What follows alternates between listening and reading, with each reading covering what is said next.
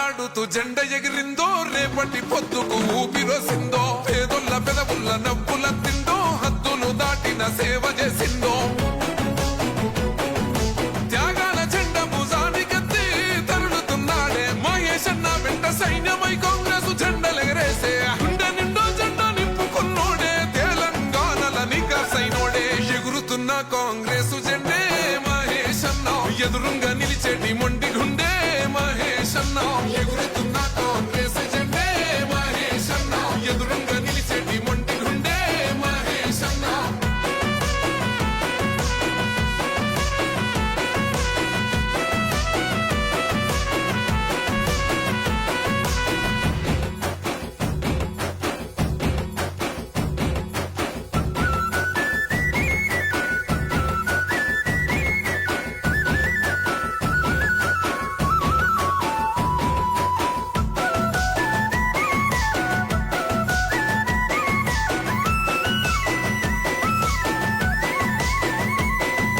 పసినాడే రాజీవ్ గాంధీని చూసిండు ప్రజలల్లా ఒక్కడిలా కలిసిపోయిండు నీతినే నిలువెత్తు నింపుకున్నాడు అహంకార కోటలెదరగొట్టాడు చిన్న భిన్నమైన చీకటింట కొంటి చెమ్మ అన్న తొడిసెనంట వనసపడ్డోళ్లకు అయ్యే అన్న కలబడతాడు ఎదురుంగేమి ఉన్నా కొల్లోల బతుకుల్ల కలలేర వేసంగా ఊళ్ళల్లో వెలిగిన సూర్యుడైనాడు హే ఎగురుతున్న కాంగ్రెసు జెండే మహేష్ అన్న ఎదురుంగా నిలిచేటి మొండి గుండె మహేష్ అన్న ఎగురుతున్న కాంగ్రెస్ జెండే మహేష్ అన్న ఎదురుంగా నిలిచేటి మొండి డబుల్ బెడ్రూమ్ విషయంలో మోసం చేసింది ఎవరు రాష్ట్ర ప్రజల్ని?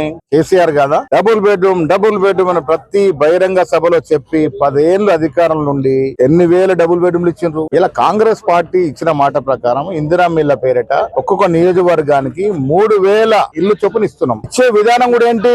ఆనాడు ప్రశాంత్ రెడ్డి ఎవరికి రాస్తే వారికి, బెండకాయకి రాస్తే బెండకాయకి, బుడంకాయకి రాస్తే బుడంకాయకి. ఇలా మేమేం చేస్తున్నాము?